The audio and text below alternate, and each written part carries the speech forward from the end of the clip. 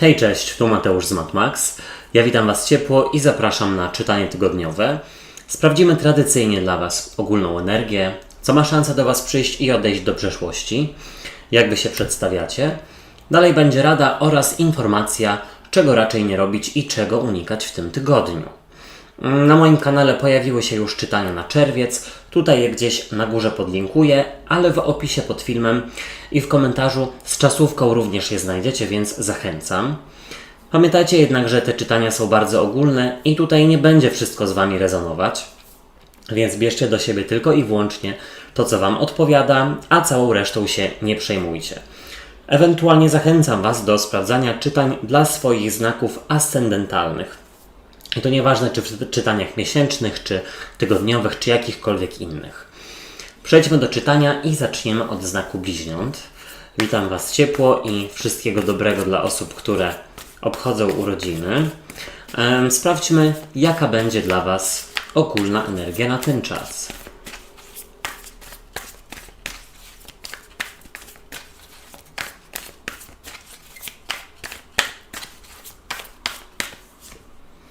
O, no dobrze. Karta głupca, nowości lub wyjazdy.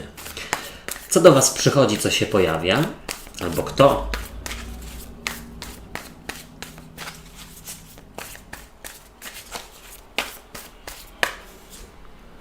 O, słuchajcie, no bliźnięta. Jak na razie fantastycznie, oby tak dalej. Ciekawe, co przyniosą inne karty. Co odchodzi do przeszłości?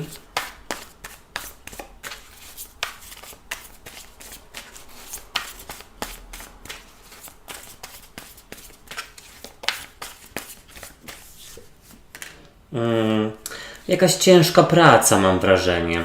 Więc być może rzeczywiście część z Was ma urlop w tym tygodniu, albo pracy jest mniej. Jak Wy się przedstawiacie? Pracy lub, słuchajcie, obowiązków. O.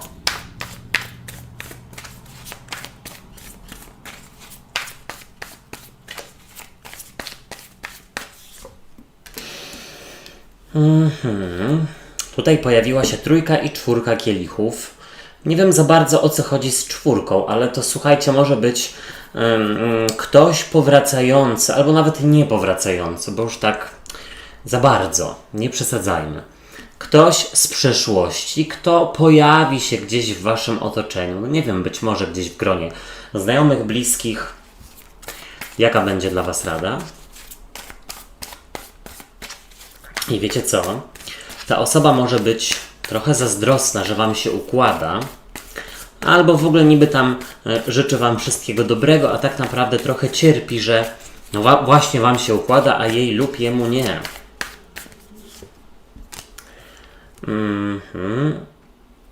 I czego raczej nie robić, czego unikać?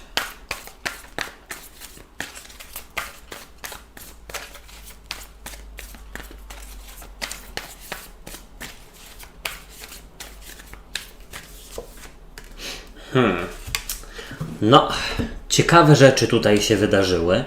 Jestem przekonany, że rzeczywiście u kogoś pojawi się pewna osoba. Wiecie dlaczego?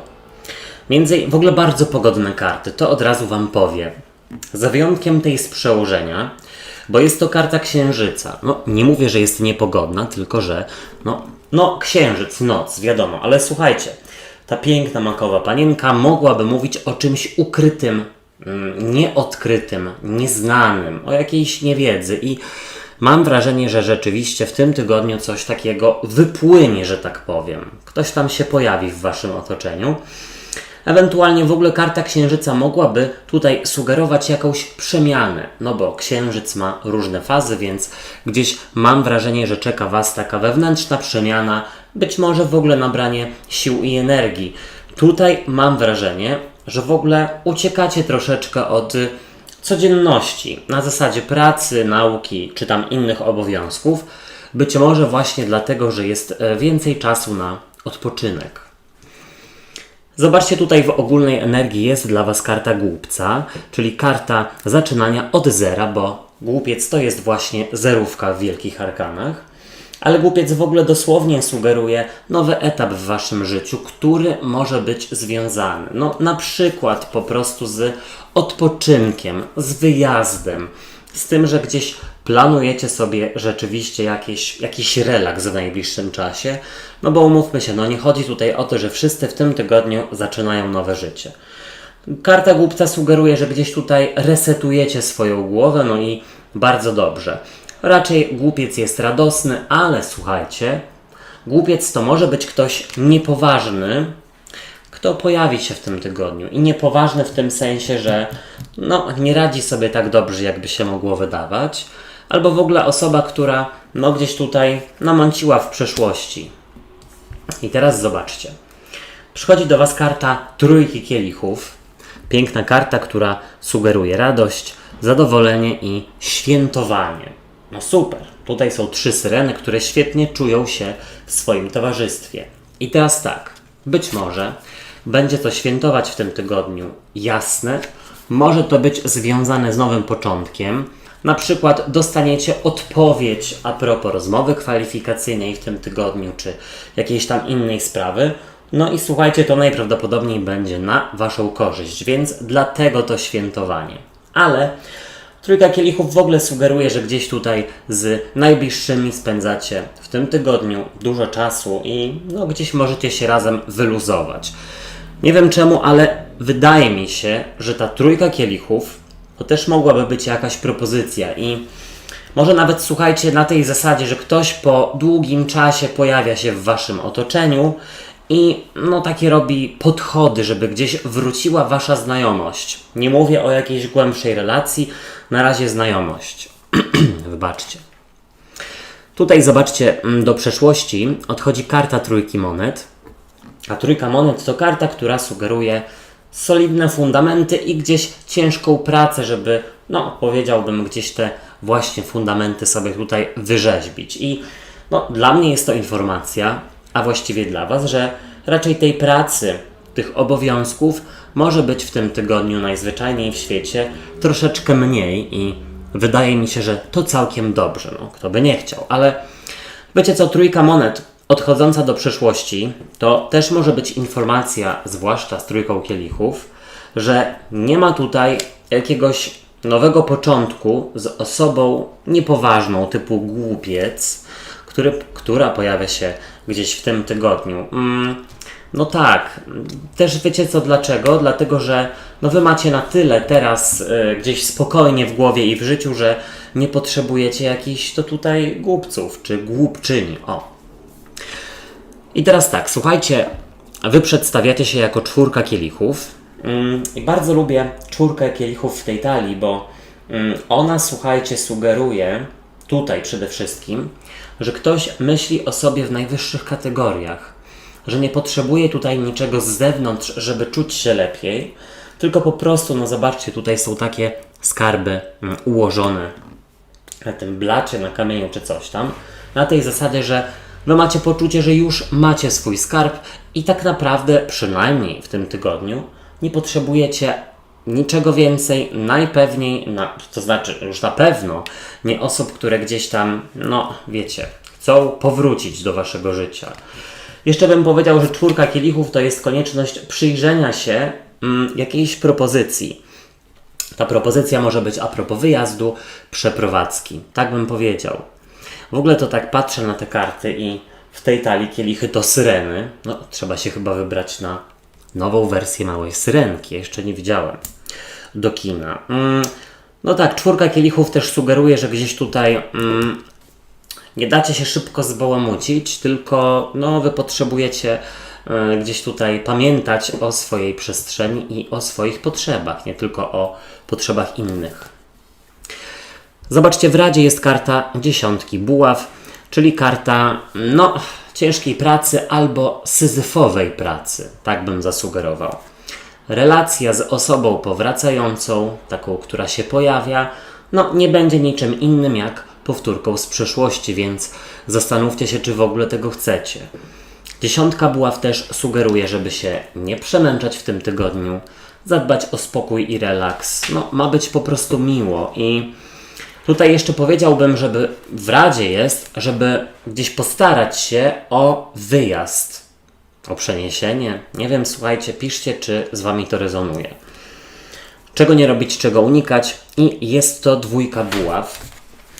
Dwójka buław mogłaby sugerować rozdroże, ale w tym przypadku, patrząc na cały rozkład, no to jak dla mnie ta karta sugerowałaby granice swoje. I nie zapominajcie, że gdzieś je macie. Pamiętajcie, że inni robią nam tyle, na ile sobie pozwolimy i czasami, jasne, łatwo jest powiedzieć, niełatwo zrobić, ale tutaj jest informacja, żeby rzeczywiście odgrodzić się od kogoś bądź czegoś, czego nie potrzebujecie, bądź kogo nie potrzebujecie w swoim życiu. Pamiętać o swoich granicach, pamiętać o swoim o swoim dobru, tak chyba się odmienia. I nie robić nic na siłę, wszystkiego na nich. Teraz raki i raczyce, ja Was zapraszam na czytanie tygodniowe i jaka będzie dla Was ogólna energia?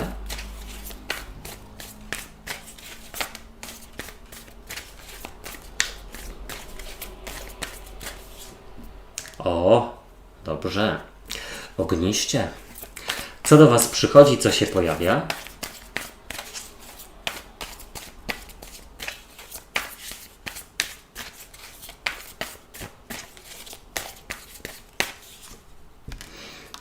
Kolejna ognista karta, Co odchodzi do przeszłości? O co tutaj może chodzić, słuchajcie?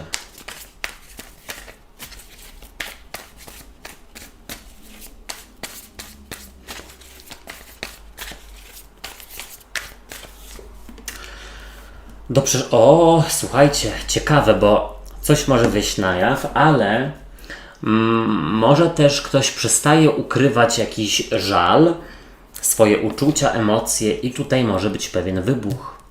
Może to jest związane z rakiem, ze skorpionem bądź z rybami, ale niekoniecznie. Jak Wy się przedstawiacie? No i oczywiście też może być baran, lew, strzelec.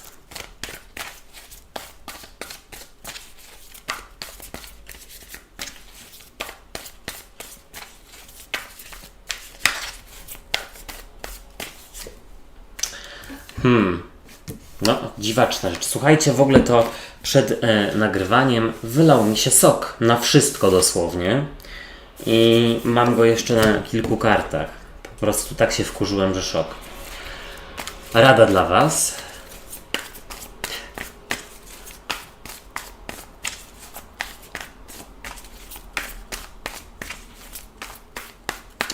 Słuchajcie, ale ku pokojowi, tak bym zasugerował. Jest ogniście, nie wiem skąd bierzecie tyle energii w tym tygodniu, bo wszędzie Was pełno, ale raczej ku pokojowi. Czego nie robić, czego unikać. W radzie jest, żeby się bratać. No dobra. Tutaj karty same wypadły, bierzmy je. No dobra, klasyczny przykład na brak komunikacji, na fochy, na takie niespełnione obietnice i na brak dzielenia się z innymi z tym, co Wam leży na sercu, bo zobaczcie, z przełożenia piątka mieczy i jest to karta zamiatania spraw pod dywan oraz karta braku komunikacji. Czyli co? Gdzieś naprawdę, słuchajcie, wszędzie mam ten sok straszny.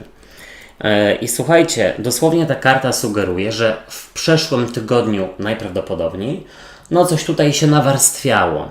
I to jest bardzo niedobre, bo właśnie w tym tygodniu będzie, że tak powiem, będą skutki tego nawarstwiania. Czyli zamiast na bieżąco z kimś rozmawiać albo o czymś mówić, to Wy gdzieś tutaj siedzicie cicho.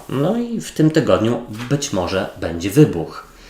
Piątka mieczy sugeruje, że tutaj z kimś porozmawiać trzeba. Po prostu. Tyle.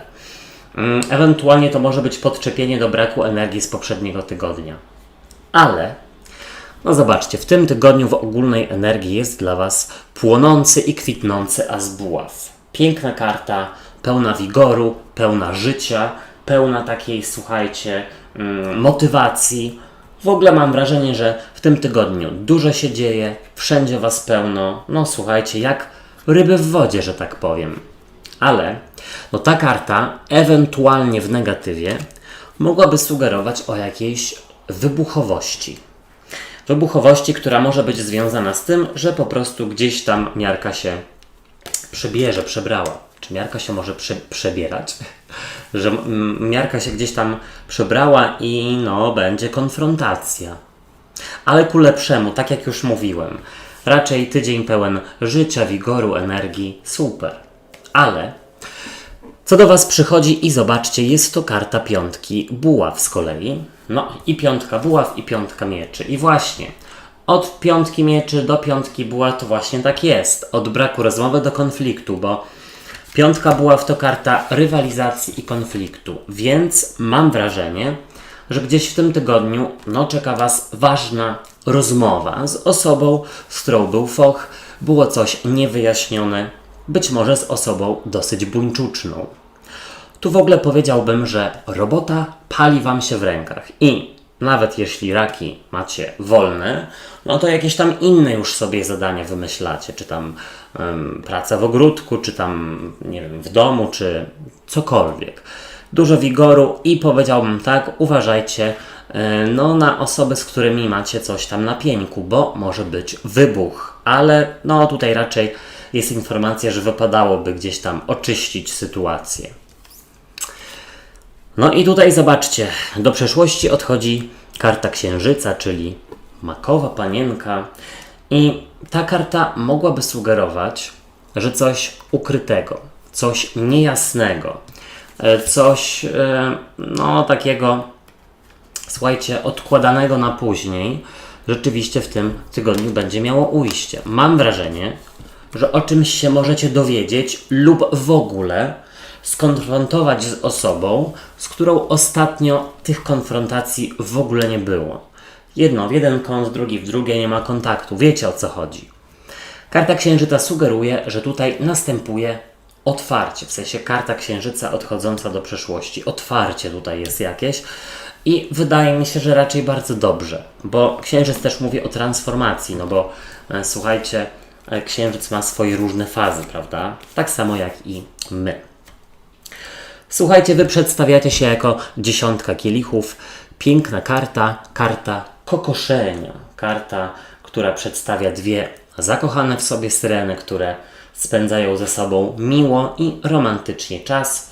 Przed nimi horyzont, tęcza, czyli symbol tutaj szczęścia. I jest to informacja, że Wy chcecie pokoju i do pokoju dążycie. Jesteście w stanie go osiągnąć w tym tygodniu swoją empatią, swoją, słuchajcie, mądrością tak naprawdę, dlatego że, czy tam inteligencją, bo mam wrażenie, że jesteście osobami, które w sposób taki zabawny potrafią kogoś, no tutaj przekabacić, potrafią z kimś porozmawiać, no i tak wiecie. Raczej tutaj widzę, że będzie kokoszenie. O. I teraz tak, no, co macie w Radzie? A w Radzie, zobaczcie, jest karta kochanków, czyli bliźnięta na przykład, lub waga, lub wodnik, ale w ogóle kochankowie, no, ta karta tutaj przedstawia najpewniej Adama i Ewę i ona mówi, żeby współpracować, godzić się, podać sobie rękę na zgodę, załatwiać właśnie sprawy pokojowo, ale w ogóle załatwiać, bo chodzi o to, że, słuchajcie, może wcale nie być kłótni, tylko coś leży Wam na sercu i nie chcecie o tym powiedzieć. Jest miło, ale coś tam nie pasuje i lepiej jest właśnie o tym powiedzieć. Nie bać się, że popsujecie atmosferę czy coś, bo druga osoba też będzie zadowolona, że no, na tyle jej ufamy, że z nią rozmawiamy o swoich emocjach. No, gdzieś takie głębsze rozmowy zbliżają. Czego nie robić, czego unikać? Trójka kielichów. No i słuchajcie, po pierwsze, ja bym tutaj sugerował nie rozmawiać z osobami, które są pod wpływem, albo w ogóle, jeśli są jakieś spotkania towarzyskie i tutaj, nie wiem, wszyscy będą pod wpływem, że tak powiem, no to gdzieś tutaj nie prowadźcie poważnych rozmów, bo później może ktoś nie pamiętać, słuchajcie. Trójka kielichów też sugeruje, żeby co? No koniec zabawy. Tutaj gdzieś trzeba szczerze porozmawiać. Wszystkiego najpierw. Teraz lwy i lwice. Ja Was witam na czytaniu tygodniowym i sprawdźmy, jaka będzie dla Was ogólna energia.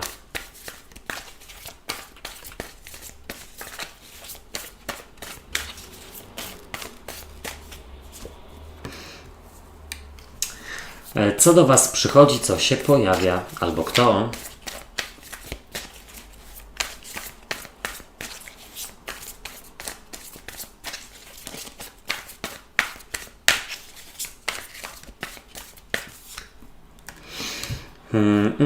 Mam wrażenie, że ktoś Wam może grać na nerwach i tutaj może dojść do jakiegoś konfliktu po prostu w związku z tym.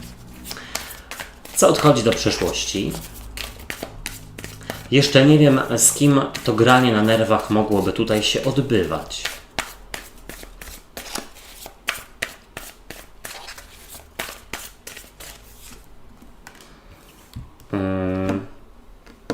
Może baran, lew, strzelec, ale tak, niekoniecznie. No dobra, jak Wy się przedstawiacie w tym tygodniu?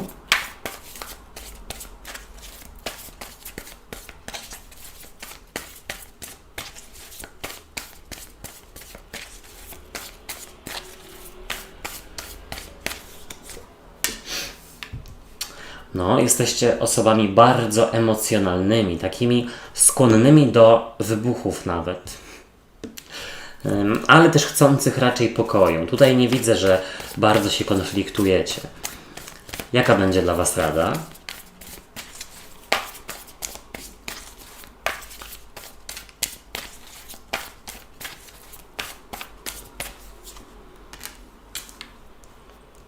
Przyłożyć się też, bo ja w ogóle mam wrażenie, że trochę Wam się nie chce pracować i to może być też związane z tym, że jest pogoda całkiem niezła. Czego nie robić, czego unikać. No i wiadomo, kto chce w lecie, czy tam na wiosnę siedzieć w pracy. No, chyba że jest upał, a macie klimatyzację. Nie znoszę jej klimatyzacji, bo upał lubię. No, słuchajcie. Raczej na dobre wychodzi i tutaj zmieniam, że tak powiem, to co powiedziałem wcześniej. Raczej chyba chodzi o byka, pannę lub koziorożca, czyli o trygon ziemi. Ale zacznijmy od tego, że z przełożenia dla Was jest karta szóstki buław, czyli karta triumfu, zwycięstwa. Ta karta przedstawia wojowniczkę, która jest zdecydowanie zadowolona i dumna z siebie. No i jest to gdzieś informacja, że jakiś rzeczywiście konflikt czy spór, no jesteście w stanie, no nie wiem, wygrać, jeśli tak to można powiedzieć.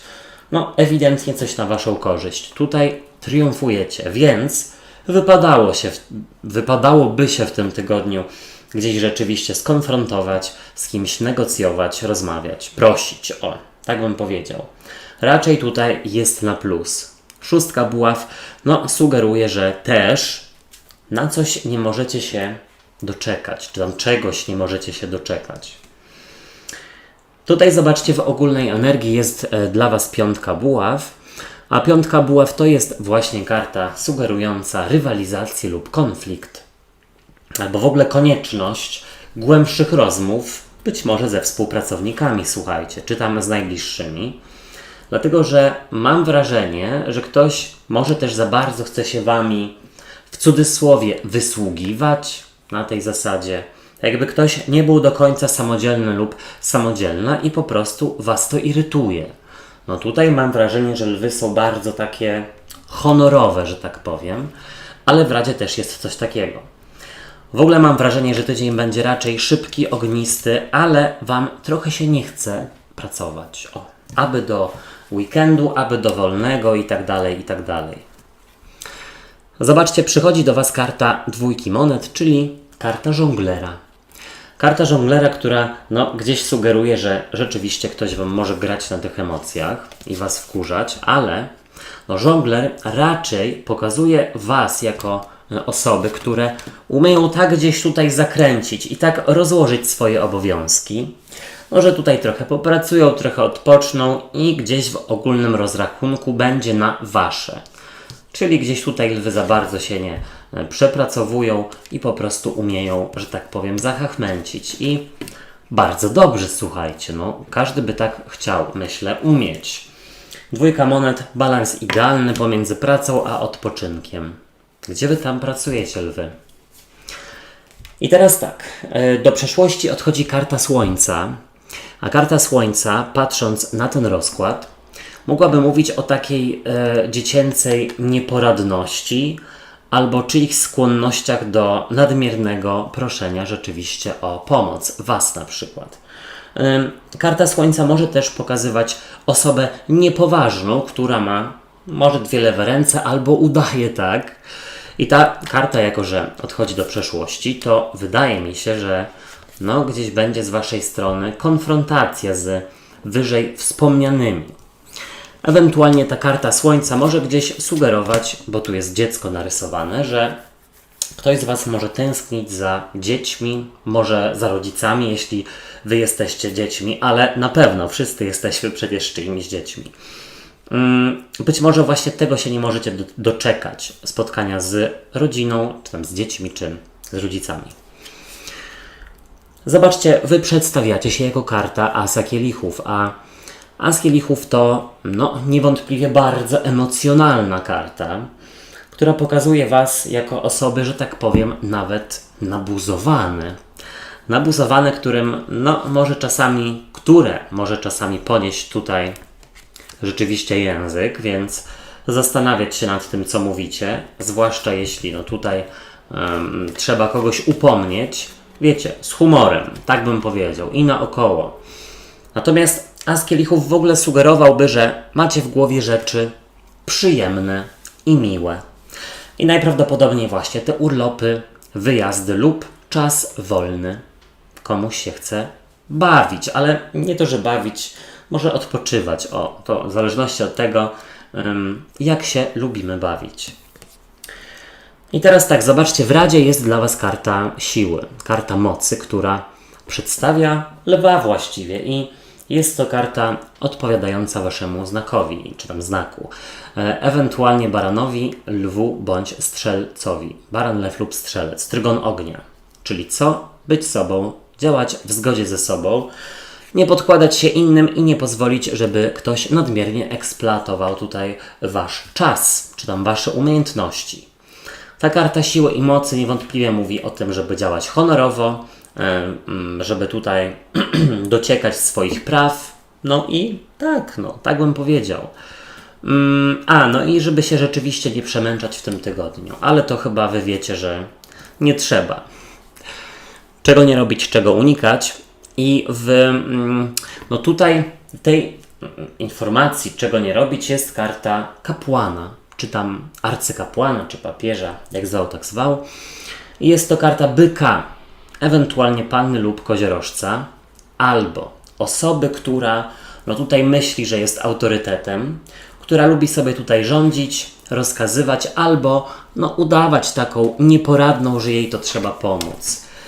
Z takimi osobami to krótko, tak bym powiedział. Nie pozwalać sobie dmuchać w wiadomo co. Tak, wszystkiego naj. Teraz panny i pannicze oczywiście. Witam Was na czytaniu tygodniowym i jaka będzie dla Was ogólna energia.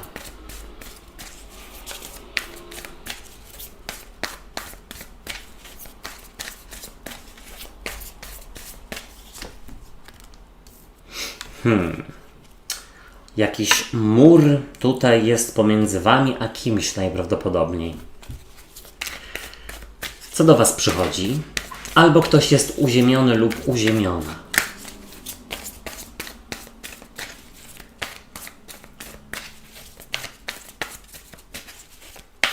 Tutaj mi niedawno ktoś w komentarzach zadał pytanie, czemu najpierw mówię o formie męskiej, czyli uziemiony, a później mówię uziemiona. Słuchajcie, to tylko i wyłącznie dlatego, że mówię, że ktoś jest uziemiony. To tak automatycznie po prostu przychodzi, ale zgadzam się, że to dziwne. Co odchodzi do przeszłości? Wiem, że kobitki to większość moich odbiorców, odbiorczyń właściwie, za co bardzo dziękuję.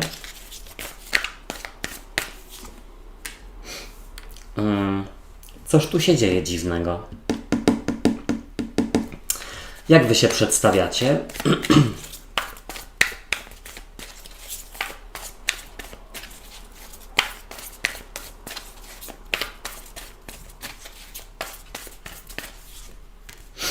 Słuchajcie, mi się wydaje, że jakaś zmiana zawodowa bądź związana z remontem lub z mieszkaniem jest odłożona w czasie, bo czujecie, że tak będzie lepiej i chyba macie rację, ale też w ogóle mam wrażenie, że trzymacie kogoś bardzo na dystans, bo ktoś nabroił lub nabroiła. Jaka będzie dla Was rada?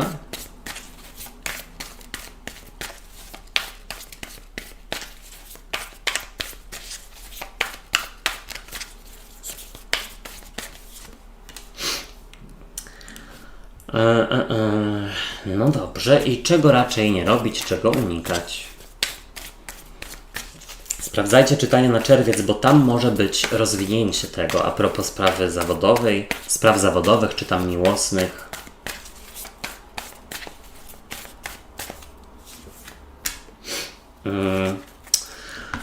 No tak, ewidentnie jest to czytanie związane z jakąś zmianą, z przeniesieniem lub z kimś, kto nabroił. No tak bym zasugerował. Zacznijmy od tego, że z przełożenia jest dla Was karta szóstki mieczy. A szóstka mieczy to wyruszenie do przodu oraz pozostawienie za sobą czegoś trudnego. Zobaczcie, tu jest zakrwawiona peleryna i jest to dosłownie informacja, że jesteście ponad jakiś problem bądź ponad kogoś, czyjeś problemy. Tutaj dojrzalej aniżeli ktoś niedojrzały, tak bym zasugerował. Natomiast w ogóle ta karta może być związana z podróżą lub zmianą, czyli a propos tego jest to czytanie. Tak bym powiedział. Jeśli nie w tym tygodniu, podróż lub zmiana, to w ogóle jakaś podróż lub zmiana, która jest w Waszej głowie, czy w Waszych głowach. Zobaczcie, w ogólnej energii jest dla Was przepiękna karta dziewiątki buław, którą uwielbiam w tej talii. Jest przecudowna. Ta karta mogłaby sugerować takie odgradzanie się, taki dystans, swoją przestrzeń, szanowanie swojej przestrzeni oraz swojej godności. I wydaje mi się, że to jest związane z tym, że gdzieś tutaj dystansujecie się do osoby, która nabroiła, dystansujecie się na razie lub wstrzymujecie się od podjęcia decyzji o zmianie lub wyjeździe, albo po prostu dystansujecie się od rzeczywistości, bo ktoś już wyjechał, wyjechała. No właśnie, znowu ta forma męska najpierw. Ktoś. Jakaś ktosia. Dziewiątka buław też mówi o tym, że już tutaj niedługo, bo zobaczcie, tam wschodzi słońce na horyzoncie. Już niedługo coś się zadzieje. O co chodzi? Powiedzcie. Zobaczcie, przychodzi do Was karta kapłanki. Kapłanka to karta panny. Ewentualnie, byka lub koziorożca, ale raczej panny. Może być też rak, ale panna. I słuchajcie, kapłanka jest, więc to dobrze, bo to Wasza energia. Wiecie, co macie robić. Czyli jeśli tutaj odłożyć jakąś decyzję w czasie, to dobrze. Słuchajcie, kapłanka jest mądra, inteligentna, ma dużą wiedzę o sobie, o życiu i o innych osobach. Obserwuje, wyciąga wnioski i nie podejmuje pochopnie decyzji. I to jesteście właśnie Wy. Wy wiecie, że tutaj trzeba się do kogoś lub czegoś zdystansować, żeby też zobaczyć, jak ta druga osoba, czy tam grupa osób, będzie reagowała. Czy gdzieś będzie próbowała coś naprawić, albo w ogóle się odzywać. Tutaj kapłanka sugeruje, że w tym tygodniu jesteście w strefie swoich myśli. Właśnie ta dziewiątka buław też mi odpowiada. Taka swoja strefa, żeby sobie coś przemyśleć, zaplanować, odpocząć psychicznie. Zobaczcie, tutaj do przeszłości odchodzi karta Asa Monet. Piękny As Monet tutaj z kwitnącymi malwami, które też bardzo lubię. I ta karta sugeruje, że właśnie coś związanego z nowym początkiem pieniężnym, zawodowym, mieszkaniowym jest odłożone w czasie. Może jakaś, słuchajcie, inwestycja. Tak bym zasugerował. Inna informacja tutaj płynąca z całego rozkładu jest taka, że po prostu trzeba spędzić trochę czasu w samotni, może na łonie natury, żeby się gdzieś zregenerować i zresetować, może nawet przed jakąś ważną zmianą życiową. lub w ogóle, słuchajcie, jeśli komuś tu ma być wybaczone albo jakiś kontakt ma powrócić, to jeszcze nie w tym tygodniu. Jeszcze troszeczkę się podystansować i jeszcze trochę poobserwować. Dobrze, dobrze robicie. I teraz zobaczcie, wy przedstawiacie się jako karta pustelnika. Pustelnik jest super. Bardzo go lubię, fajny gościu, bo on, słuchajcie, szanuje swoją przestrzeń. On wie, że ma jakąś mądrość w sobie i no jeśli jest decyzja do podjęcia, to on się wycofuje i musi coś tutaj rzeczywiście przemyśleć. Tutaj przy nim się mówi, że światło jest we mnie, tak bym powiedział. On podąża za swoją wiedzą, ale no w ogóle pustelnik dystansuje się od osób, które nabroiły, od sytuacji, które są trudne, żeby je przemyśleć i zastanowić się, jak je rozwiązać. W ogóle pustelnik może sugerować, że gdzieś tutaj, chciałem powiedzieć, że w dziczy ktoś spędza czas, a może. Nie, chodzi po prostu o to, że od rzeczywistości się dystansujecie. Może ktoś ma urlop, może jakiś krótki wyjazd. Zobaczcie, w Radzie jest karta szóstki monet, a szóstka monet to równowaga w braniu i dawaniu. I czy tam karta charytatywności. I tutaj rzeczywiście trzeba oszacować, kto angażuje się na tyle w waszą relację, ile wy się angażujecie. Zobaczyć, czy jest balans w relacji z kimś, na kim wam zależy. Jeśli nie, no to już wiecie, co macie robić. Dystansować się i obserwować. I też rozmawiać oczywiście o tym, ale szóstka monet sugeruje, żeby, wiecie co, zainwestować pieniądze, bądź w ogóle czas w siebie, a nie w innych, w problemy innych, czy tam, wiecie, tam problemy koleżanek, kolegów i tak dalej. Tutaj jest wasz czas w tym tygodniu. Czego nie robić, czego unikać? Królowa buław. No, piękna królowa buław. Albo król buław. I słuchajcie, to może być baran, lew, strzelec, albo osoba, która no tutaj właśnie ma z wami jakąś relację romantyczną bądź wybuchową. I teraz tak, na razie jeszcze w stronę tej osoby się nie otwierać. No nie ulegać tutaj czyjemuś urokowi. Królowa buław też w ogóle sugeruje, żeby co? No o siebie tutaj zadbać, o swoją przestrzeń. Nie pozwalać się też komuś popędzać. Wy wszystko w swoim czasie, wszystkiego naj. Teraz wagi. Ja was witam na czytaniu tygodniowym i sprawdźmy, jaka będzie dla was ogólna energia.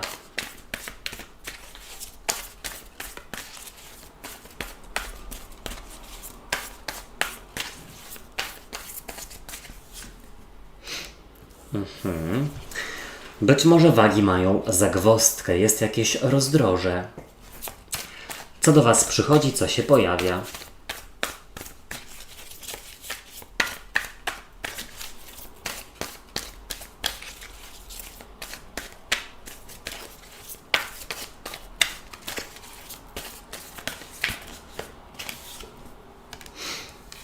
Myślenie o przyszłości, bądź w ogóle wprowadzanie jakichś zmian życiowych ku lepszej przyszłości, ale to zabrzmiało jak program jakiejś partii po prostu. Co odchodzi do przeszłości? Właśnie.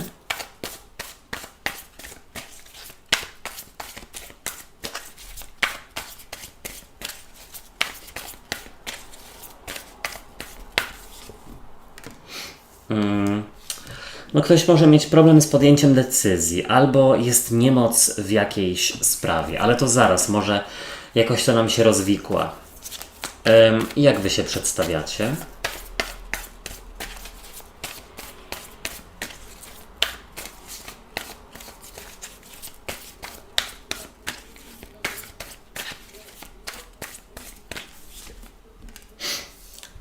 No powiem tak, no tutaj jest szóstka mieczy i szóstka mieczy może sugerować o jakiejś zmianie, o jakiejś wyjeździe może, o czymś chyba też nieznanym, słuchajcie. Czy ktoś zastanawia się nad, no nie wiem, przeprowadzką tutaj w tym, może nawet nie przeprowadzką, bo tutaj zobaczcie, jest takie zmierzanie ku nowemu, ku nieznanemu. No to jak na przykład ktoś jeszcze by się troszeczkę dawał sobie więcej czasu na zastanowienie się, czy na pewno zmieniam pracę, czy na pewno zmieniam mieszkanie i tak dalej. Jaka będzie dla Was rada? Ale to też, słuchajcie, jak najbardziej może być związane z wyjazdem w tym tygodniu, bo już tutaj kilka znaków miało.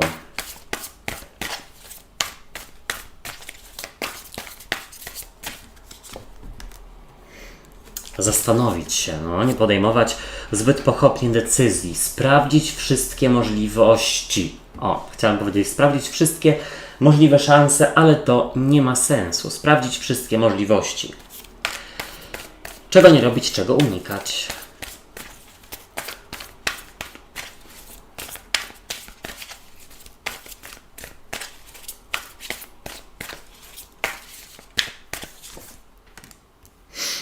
Słuchajcie. Co prawda nie ma tutaj karty sprawiedliwości, czyli karty wagi, ale są dwie dwójki. Dwójka monet i dwójka buław. Czyli są to karty totalnie związane z Waszym znakiem. Moment. I teraz tak, może żeby nie przedłużać, to po prostu zacznę, bo co tutaj będę wymyślać? Z przełożenia dwójka monet. Karta, która przedstawia żonglera, który dosłownie żongluje wyborami. Być może na horyzoncie ma kilka różnych opcji bądź ofert i zastanawia się po prostu, którą wybrać. Tylko wiecie co? Żongler tutaj akurat on umie wybierać. Natomiast w ogólnej energii jest dwójka buław, więc tu może być gorzej. Umie wybierać w tym sensie, że konkretnie szybko podejmuje decyzje.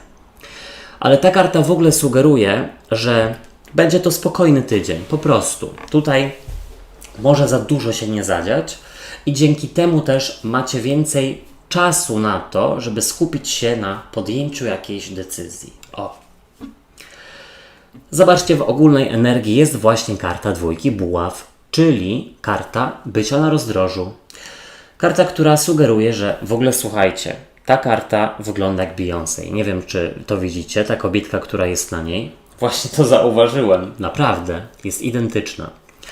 Ale dobra, ta dwójka buław sugeruje bycie na rozdrożu, czyli nie wiecie, w którą stronę iść. Czy, nie wiem, zmieniać, czy nie zmieniać. Czy wyjeżdżać, czy nie wyjeżdżać.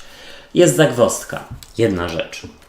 A druga rzecz jest po prostu taka, że dwójka buław sugeruje tutaj jakąś strefę komfortu, więc tydzień może być po prostu dosyć spokojny. Tutaj, jeśli chodzi o Waszą głowę, o Wasze emocje, raczej nie będzie jakichś huśtawek. Tak bym zasugerował. I teraz zobaczcie, przychodzi do Was karta siódemki buław. A siódemka buław przedstawia taką wojowniczkę, która właśnie śmiało, twardo tutaj przy czymś stoi. I chodzi tutaj w tej karcie o myśleniu perspektywicznym, o myśleniu, co by tutaj zrobić, żeby poprawić swój byt na przyszłość. I mi się wydaje, że część z Was rzeczywiście chce podjąć decyzję taką przyszłościową, czyli na przykład może zapiszę się teraz na studia, póki jeszcze mi się chce, to za parę lat będę mogła zmienić pracę, czy tam podwyższyć swoje kwalifikacje i zarabiać więcej pieniędzy. Siódemka buław sugeruje, że coś, co macie w głowie, tak, najprawdopodobniej jest przyszłościowe. To tutaj temu się trzeba przyjrzeć. Zobaczcie, do przeszłości odchodzi karta siły i karta mocy. Jest to karta, która przedstawia trygon ognia, barana lwa strzelca.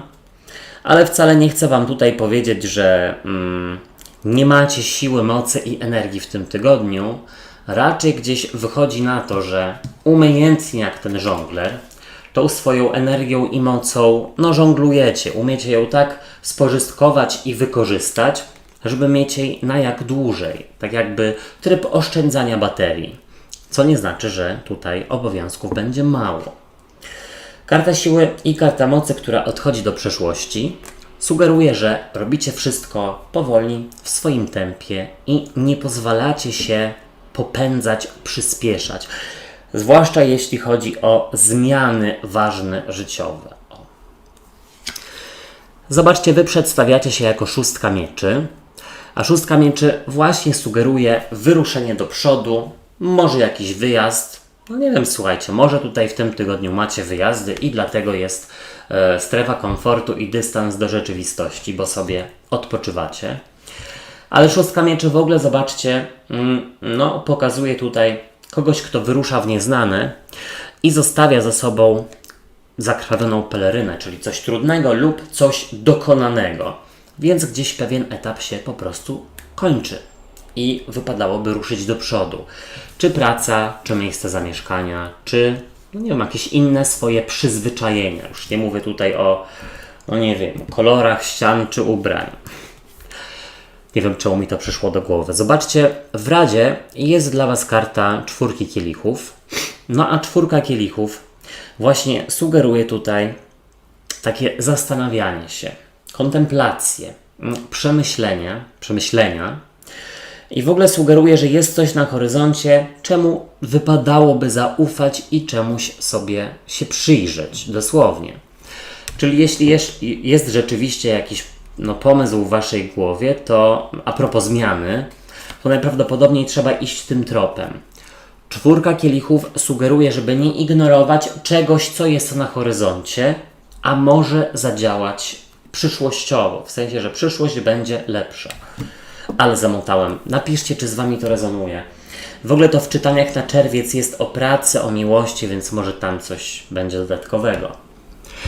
Czego nie robić, czego unikać i właśnie jest to 7 kielichów, czyli karta iluzji lub w ogóle karta takiego rozproszenia. Więc tak. To też może być karta używkowania się, więc najprawdopodobniej w tym tygodniu, żeby ukoić swoje zmysły i swoją głowę, no raczej mniej kawy, mniej cukru, mniej w ogóle jakiegoś alko czy innych używek, ale ta karta też sugeruje, żeby skupić się, zrobić dobry plan, oszczędzać energię i za bardzo nie bujać w obłokach, tylko podjąć w końcu jakąś decyzję. Wszystkiego naj. Teraz skorpiony i skorpionice. Witam Was na tygodniówce. Sprawdźmy, jaka będzie dla Was ogólna energia.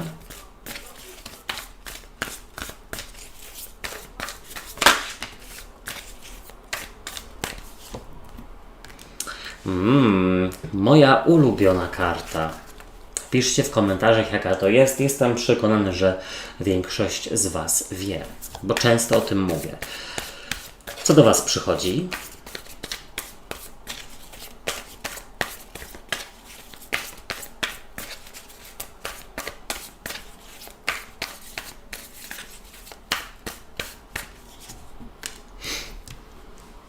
A z buław, no nieźle.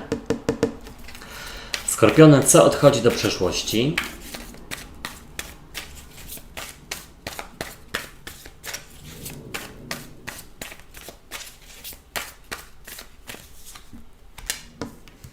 Też dobrze, dlatego że do przeszłości odchodzi jakieś ograniczenie, jakaś zależność, kontrola, coś toksycznego. Jak Wy się przedstawiacie?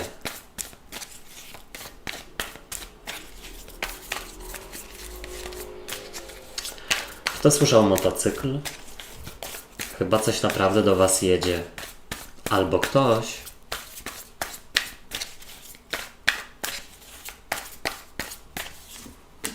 No słuchajcie, piękne czytanie, naprawdę, aż tutaj zażyję soku.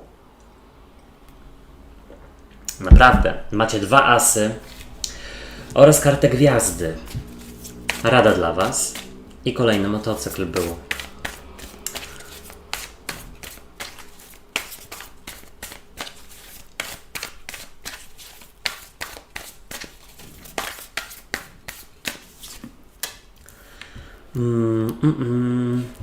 Czego nie robić, czego raczej unikać. I słuchajcie, jest też taka informacja. I to może do wszystkich znaków, bo pewnie nie tylko skorpiony mnie teraz słuchają. No bo też ascendenty swoje sprawdzacie, albo czytania dla innych swoich, bliskich. Słuchajcie, w Radzie jest, żeby nie pozwolić komuś trzymać Was w iluzji. Jeśli ktoś ma się zmienić, naprawić coś, to ma to być widoczne. Czyny, a nie słowa. I to do każdego mówię. Fajne czytanie. Zastanawiam się jeszcze, jakie ugryźć. No ale może zacznę gryźć. Zobaczcie. Z przełożenia jest karta Pazia Mieczy. A Paź Mieczy śledzi. No, stara się, angażuje. Jest w waszym otoczeniu. Może to być osoba młodsza lub niewiedząca do końca, czego chce. I to jest ktoś, kto w tym tygodniu się uaktywnia. Jest gdzieś tam dookoła was. Inaczej też bym powiedział. Paź Mieczy to jest, słuchajcie, przedstawiciel trygonu powietrza, bliźnięta waga wodnik, albo ktoś, kto właśnie bardzo się stara i to możecie być wy. To może być ktoś, kto na przykład niespodziewanie ma dużo pracy, dużo zleceń, albo ciekawe oferty lub pomysły przyszły tutaj do głowy. Zwłaszcza dla osób, które na przykład ostatnio nie miały pracy albo no coś tam się nie działo, nie było jakiegoś przepływu, tak bym zasugerował. Przepływ raczej jest.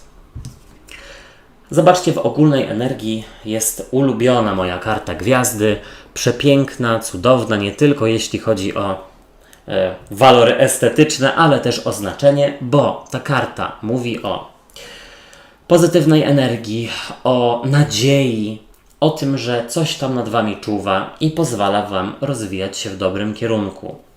Jest to karta, która sugeruje nawet spełnianie jakichś marzeń i wydaje mi się, że ktoś swoją ciężką pracą bądź zaangażowaniem ma szansę spełnić swoje marzenia zawodowe, życiowe.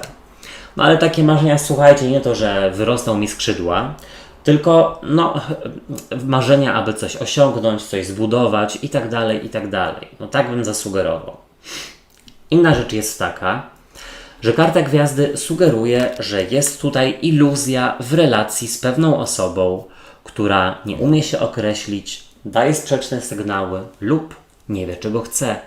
Nie wiem, czy to nie jest ktoś w pracy, słuchajcie. Zobaczcie, przychodzi do was przepiękna karta Asa Buław, który pokazuje tutaj płonącą i kwitnącą buławę. I niewątpliwie jest to karta werwy, motywacji, pasji, siły i energii, więc niewątpliwie macie ją w tym tygodniu, żeby gdzieś tam spełniać swoje marzenia i cele, no bo marzenia to są jeszcze niespełnione cele. As Buław też, słuchajcie, sugeruje nowy początek, w którym właśnie jest dużo tej motywacji, tej pasji. Może tutaj, słuchajcie, to całe czytanie jest w ogóle a propos relacji romansowej, bądź romantycznej, bo As Buław jak najbardziej o romansie by mówił. Nie wiem, czy nie z kimś z pracy. Czy ktoś ma jakieś romanse w pracy? Piszcie. Do czego to podobne? Nie żartuję. Słuchajcie, As Buław też mówi o tym, że jest tutaj światło na horyzoncie a propos zmiany życiowej. Słuchajcie, tutaj ostatnio sporo znaków ma zmiany życiowe. Zobaczcie, do przeszłości odchodzi karta diabła, a diabeł to są ograniczenia. To jest sytuacja bądź relacja toksyczna, która was wyniszcza. Być może jest to w ogóle nieumiejętność wzięcia się do pracy, nieumiejętność znalezienia motywacji. Dosłownie coś, co was przygważdża do kaloryfera i mówi, nie idź do przodu, nie rozwijaj się, nie zmieniaj pracy. To się kończy. Coś toksycznego lub coś ograniczającego, co ma nad wami kontrolę, odchodzi do przeszłości. To może być też, słuchajcie, związane z samodyscypliną, że wy umiecie się na tyle zmotywować i mieć na tyle silną wolę, żeby właśnie uczyć się, rozwijać, żeby dążyć do jakiegoś konkretnego celu.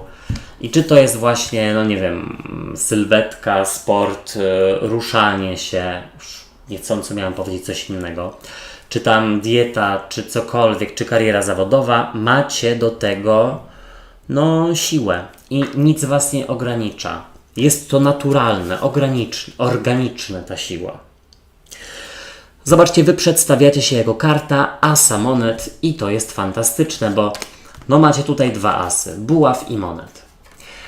Karta Asa Monet przedstawia, że gdzieś najprawdopodobniej ktoś z was rozpoczyna nowe przedsięwzięcia zawodowe, może się przeprowadza, może robi remont.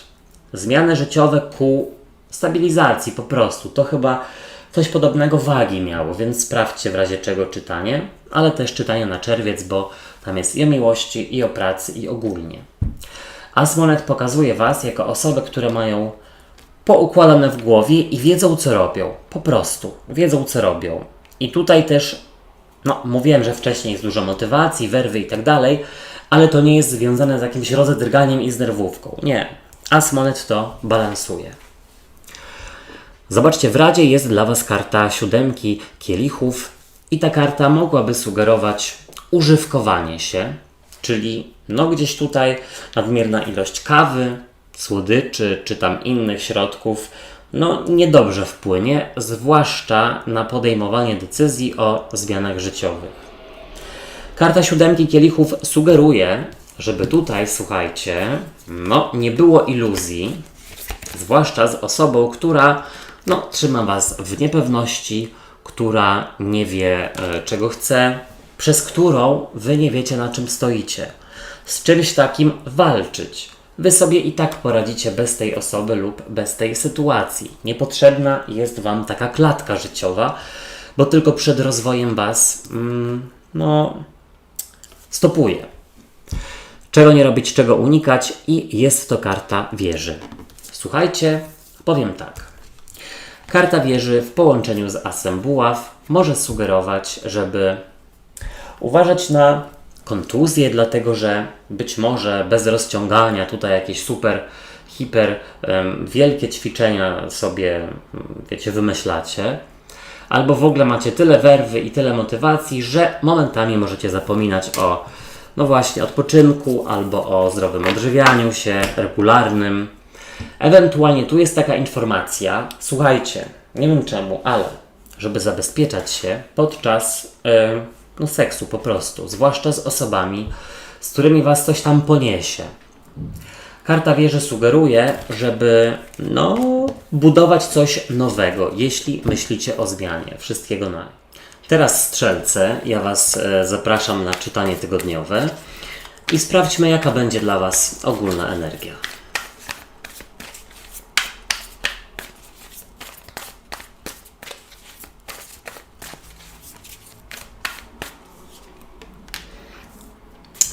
Szybki tydzień. Co do Was przychodzi, co się pojawia?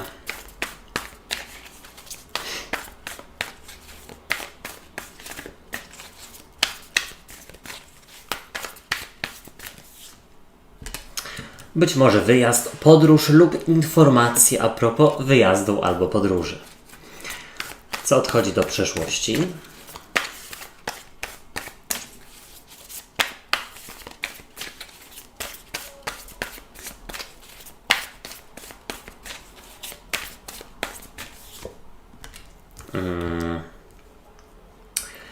To akurat dziwne. Jeszcze nie wiem, o co tutaj może chodzić. Jak Wy się przedstawiacie?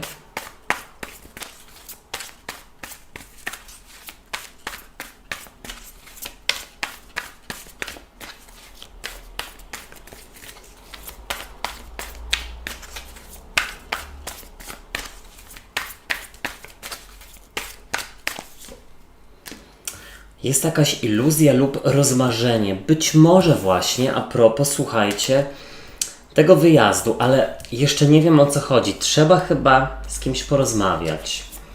Jaka będzie dla Was rada?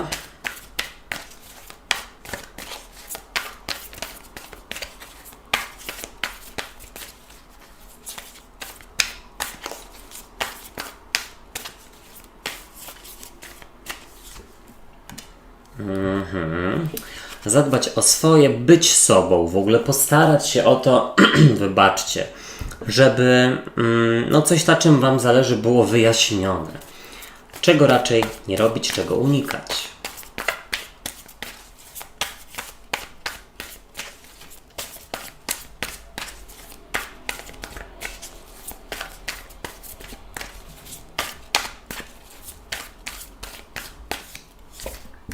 Słuchajcie, być może też chodzi o to, że był zaplanowany jakiś wyjazd wspólny, ale z jakichś tam powodów powstał pewien foszek i trzeba z kimś się pogodzić, porozmawiać, bo gdzieś wyjazd się zbliża. Na przykład chociaż wcale nie upieram się, że tak musi być. Sprawdzajcie w razie czego czytania również dla swoich znaków ascendentalnych. Zobaczcie, z przełożenia jest dla Was kapłanka. Kapłanka, czyli karta panny na przykład, albo w ogóle trygonu ziemi. Byk, panna lub koziorożec. No ta karta mogłaby mówić o czymś ukrytym, o czymś, co dzieje się za Waszymi plecami bez Waszej wiedzy, bez Waszej zgody. No ewentualnie dosłownie ta karta mogłaby sugerować osobę taką inteligentną, mądrą, która wie czego chce i ma ze sobą na tyle kontakt ze swoimi myślami i z tym, co się z nią dzieje, że gdzieś wie, w które, mam wrażenie, struny trzeba uderzyć, żeby coś poszło po jej myśli. Tak bym powiedział. Nie to, że osoba, która lubi manipulować, ale w ogóle osoba, która po prostu zna się na relacjach międzyludzkich i wydaje mi się, że to jesteście Wy. Zobaczcie, w ogólnej energii jest dla Was karta 8 buław, a 8 buław to karta sugerująca szybką, konkretną, szczerą komunikację. Tutaj gdzieś bardzo szybko przyjdą do Was jakieś rozniecające wieści. Być może wieści od wyżej wspomnianej osoby, bądź po prostu i dosłownie dowiecie się, że ktoś tam za plecami konszachtuje. I tak jak już wcześniej wspomniałem, może to być związane z wyjazdem na przykład. 8 buław w ogóle sugeruje, że będzie to szybki, ognisty tydzień, w którym dużo się zadzieje i trzeba będzie gdzieś załatwiać, ogarniać, rozmawiać. 8 buław to, słuchajcie, trygon ognia, więc jesteście w swoim trygonie całkiem nieźle w swojej energii. Zobaczcie, przychodzi do Was karta rydwanu, jedna z moich ulubionych w tej talii. I rydwan pokazuje woźnicę, który musi starać się, żeby gdzieś tutaj przejął kontrolę nad 2 rozbieganymi psami. Rydwan może sugerować, że gdzieś Wy przejmujecie kontrolę nad sprawami, które dzieją się za Waszymi plecami, które dzieją się bez Waszej wiedzy, albo które działy się bez Waszej wiedzy, ale teraz ta wiedza przyszła. Ewidentnie jest to karta przejmowania kontroli i słuchajcie, tutaj jest powiedziane, że tak umiecie, że takie umiecie tempo nadać jakiejś sytuacji, że ona po prostu się rozwija. Mam nadzieję, że wiecie, o co mi chodzi. Po prostu wiecie, za co się zabrać i jak za co się zabrać. Nawet jeśli to jest związane z tym, że ktoś Wam opóźnia wyjazd, albo że z kimś był foch przed wyjazdem, a na wyjazd wiadomo, że chce się jechać. Karta rydwanu dosłownie przedstawia podróż, wyjazd, środki lokomocji i wydaje mi się, że o podróże lub w podróżach tutaj mogą być takie szczere, konkretne konfrontacje. Tutaj zobaczcie, do przeszłości odchodzi karta asa kielichów i patrząc na cały rozkład, ta karta mogłaby mówić o jakiejś uległości i o takim, słuchajcie, ku pokojowym kontaktom, nie odzywaniu się, że tak powiem. Tak, czyli właśnie uległość. Ale ta karta odchodzi do przeszłości. To tak jak po prostu, jeśli ktoś Wam zajdzie za skórę, to z tą osobą rozmawiacie i gdzieś konfrontujecie to, co się zadziało, albo ma się zadziać, bo ktoś tam już coś planuje za Waszymi plecami. Tutaj powiedziałbym, że nie przebieracie w słowach, ale też, tak jak właśnie ta kapłanka, dokładnie wiecie, jak i z kim rozmawiać, żeby kogoś nie urazić, ale też, żeby Wasza pogadanka właśnie miała tutaj gdzieś sens i żeby na kogoś zadziałała. Bardzo dobrze. Ja bym powiedział też, że jeśli chodzi o asa kielichów, odchodzącego do przeszłości, to może ktoś chce godzić się z Wami na przykład. Być może właśnie nawet dla swoich też interesów. Ale zobaczcie, Wy pokazujecie się jako 7 kielichów, a 7 kielichów to karta rozmarzenia. Więc ewidentnie jest tutaj brak jakiejś wiedzy na temat sytuacji, albo w ogóle wcześniej był brak wiedzy, tylko tak jak już wspomniałem w tym tygodniu, ta wiedza, te wieści, ta komunikacja przychodzi. Natomiast 7 kielichów może mówić o nieumiejętności skupienia się. I to też jest może dlatego, że gdzieś są strzelce, które po prostu mają w głowie wyjazdy, podróże zbliżające się i gdzieś, jako że to będzie tydzień, w którym raczej dużo się zadzieje, no to wy gdzieś po prostu troszeczkę możecie momentami, może nawet nie to, że olewać obowiązki, ale gdzieś nie umieć się na nich skupić dosłownie.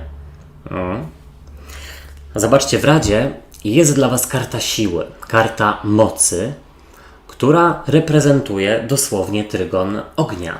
A trygon ognia to jest właśnie wasz znak. I jest to informacja, żeby rzeczywiście nie podkładać się, żeby gdzieś walczyć o swoje, żeby gdzieś w ogóle żyć, działać w zgodzie ze sobą.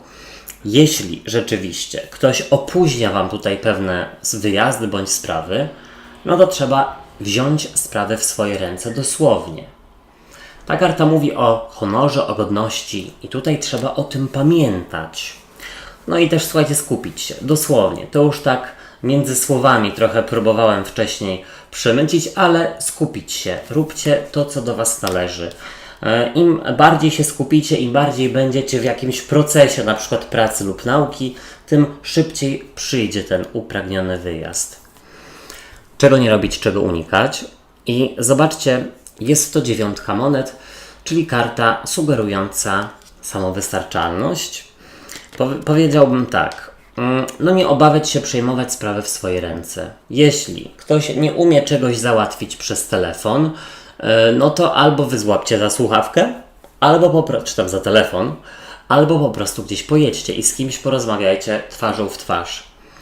9 monet sugeruje, żeby nie zapominać o swojej przestrzeni i o tym, że należy gdzieś ją szanować i żeby inni ją też szanowali, czyli gdzieś tutaj zaznaczamy swoje granice. Wszystkiego naj. Teraz koziorożce i koziorożyce. Zapraszam na tygodniówkę i jaka będzie dla was ogólna energia.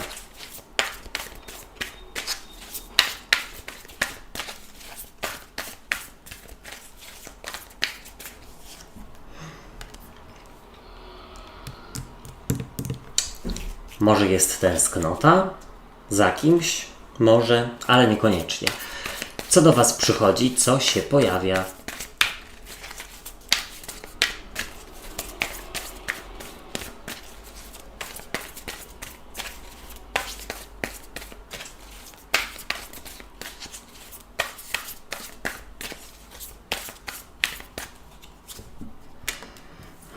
Albo w ogóle ktoś, słuchajcie, wyjeżdża. No, mam wrażenie, że to tydzień wyjazdów i nowych początków, ponieważ wiele znaków taki właśnie przekaz miało.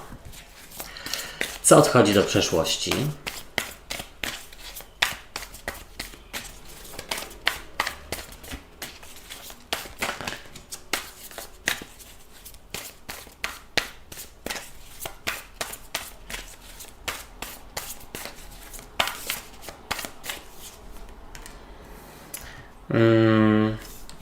Jak wy się przedstawiacie? Jeszcze nie wiem, o co tutaj chodzi zupełnie. To znaczy, wiem i nie wiem. O, mam nadzieję, że zaraz wszyscy się dowiemy.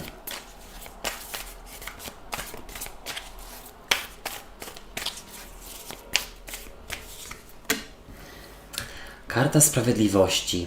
No to tak jak też komuś tutaj zdarzył się sprawiedliwy wyrok, wyjazd, nagroda. Jaka będzie dla was rada? No ewentualnie słuchajcie, wydaje mi się, już mam radę.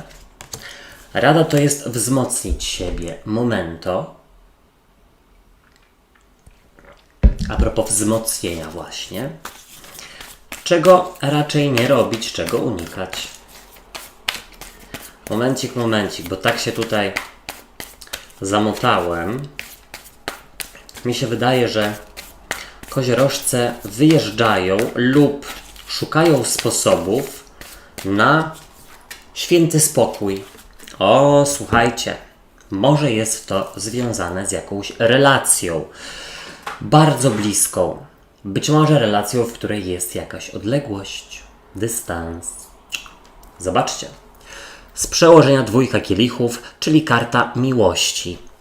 Karta, która przedstawia dwie zakochane w sobie syreny, które się szanują, które gdzieś tutaj mają się ku sobie.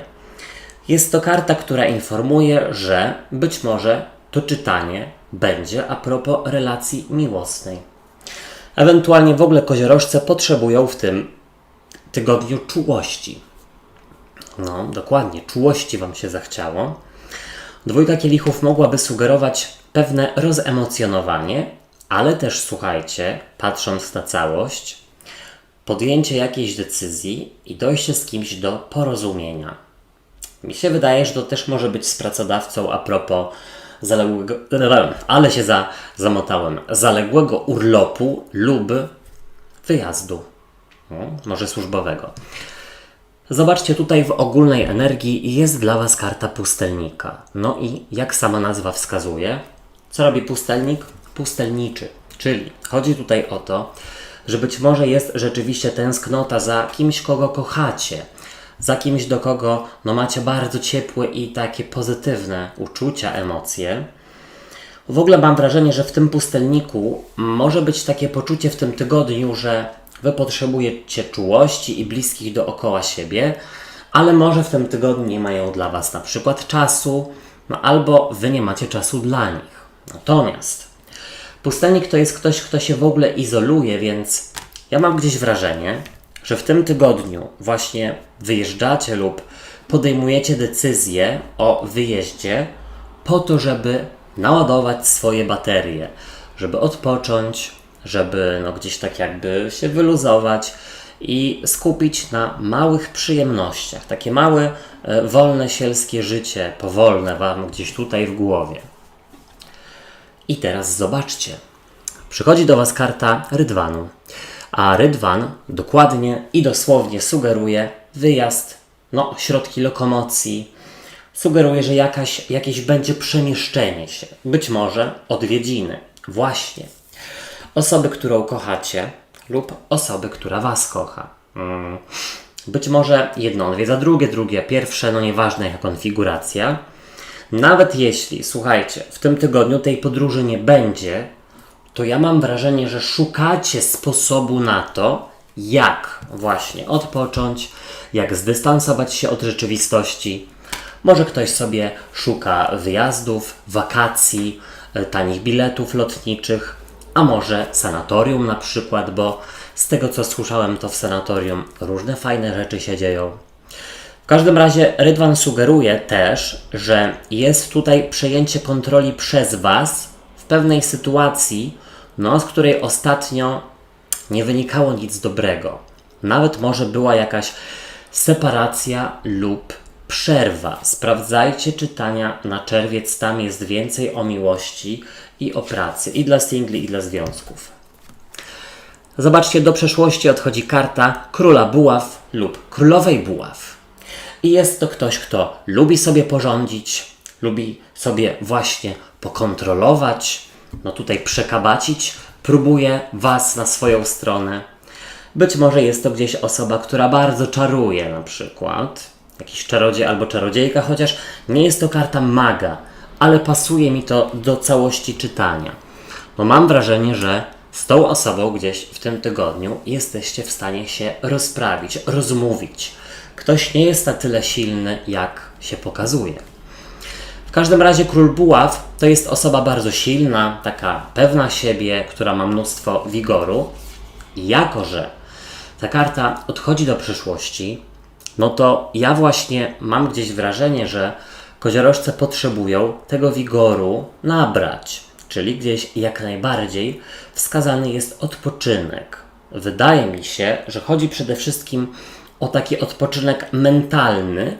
Być może w ogóle potrzebujecie pewnej przerwy od relacji z kimś. I nie mówię tutaj o jakiejś separacji, ale też w ogóle o tym, żeby dać sobie więcej przestrzeni, żeby można było więcej czasu spędzać ze swoimi kolegami i koleżankami, czy ze swoją rodziną, bez zazdrości, bez stresu. Zobaczcie, Wy przedstawiacie się jako karta sprawiedliwości, a karta sprawiedliwości sugeruje wagę albo bliźnięta lub wodnika, ale w ogóle, słuchajcie, tutaj jest informacja, że dociekacie tej sprawiedliwości zwłaszcza jeśli chodzi o te osoby kontrolujące, które chciały na Was ostatnio wywrzeć wpływ. Może nawet ktoś z rodziny. Słuchajcie, karta sprawiedliwości sugeruje jakiś balans wewnętrzny, którego potrzebujecie. W ogóle możecie mieć myśli w tym tygodniu pod tytułem: kurczę, tyle trzeba w tym życiu pracować, i co się z tego ma właściwie? Fajnie by było mieć więcej odpoczynku, więcej wakacji, więcej urlopu, więcej kasy. I właśnie tutaj wypadałoby znaleźć jakiś złoty środek i próbować przynajmniej umieć, cieszyć się takim, nawet może trochę rutynowym, spokojnym życiem. Tak bym zasugerował. Zobaczcie, w Radzie jest dla Was karta siły i karta mocy. Momento. Ta karta dosłownie sugeruje honor, odwagę i siłę. Tutaj jest informacja, żeby gdzieś rzeczywiście dociekać sprawiedliwości, o swoje walczyć, tutaj gdzieś swój punkt widzenia też przedstawić, a nie podkładać się komuś innemu. Jeśli, słuchajcie, chodzi o, wybaczcie, konieczność pogodzenia się z kimś, może nawet z rodziny, bo będzie jakiś wyjazd lub spotkanie rodzinne, to ta karta sugeruje, żeby być kimś odważniejszym aniżeli druga strona i po prostu wyciągnąć rękę, a ego schować do kieszeni. Po prostu. Czego nie robić, czego unikać, i jest to, słuchajcie, karta gwiazdy. Karta gwiazdy tutaj w negatywie mogłaby sugerować iluzję, więc gdzieś nie pozwolić komuś robić Was tutaj w bambuko, ale też ta karta może sugerować, żeby nie myśleć, że sprawy same się odmienią, zmienią. Tutaj gdzieś trzeba rzeczywiście powiedzieć o swoich potrzebach. Tutaj rzeczywiście trzeba powiedzieć o tym, co leży Wam na sercu, bo być może druga osoba zupełnie nie wie, że Was rani, albo że gdzieś Was blokuje. Słuchajcie, bardzo zamotane to czytanie jak na moje. Czy to z kimś rezonuje? Nie wiem. Napiszcie. Chętnie się dowiem. Wszystkiego najlepiej. Teraz wodniki. Ja Was zapraszam na czytanie tygodniowe. I sprawdźmy, jaka będzie dla Was ogólna energia.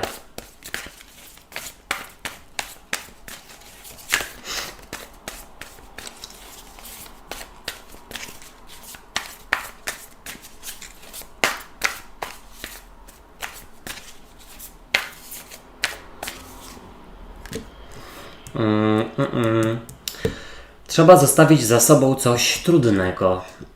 Rozstać się z jakimś etapem trudnym. Co do Was przychodzi, co się pojawia.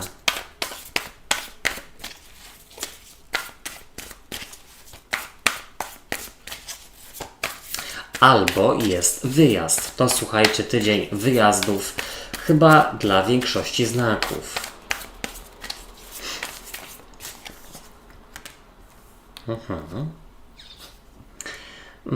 Co odchodzi do przeszłości?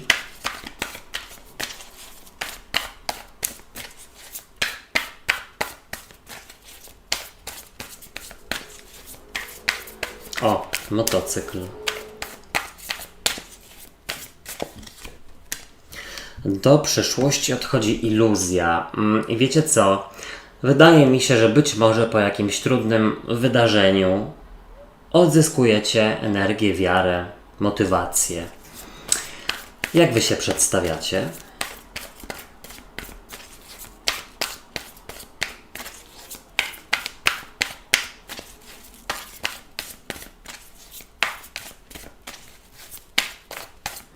Macie szóstki. Macie 2 szóstki. 6 mieczy i kielichów jak na razie. Wy się przedstawiacie jako karta księżyca. Ja nie wiem, czy coś podobnego nie było w czytaniach na czerwiec dla Was, albo w poprzednim tygodniu. Sprawdźcie oba czytania w razie czego. Ale tutaj jest tak jakby rozważanie zmiany, przeprowadzki, ale jest trochę z tym związany żal albo niechęć. Nawet czasowo, żeby się gdzieś przeprowadzić i na przykład, nie wiem, zaoszczędzić pieniądze albo odpocząć gdzieś. Nie wiem. Rada dla Was.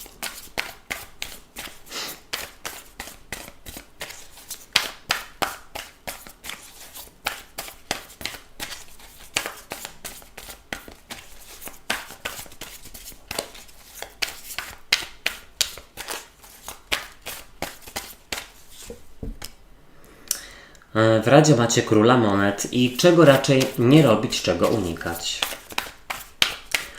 Wodniki, no dziwna sytuacja. A może nie dziwna, może to tylko mi się tak wydaje.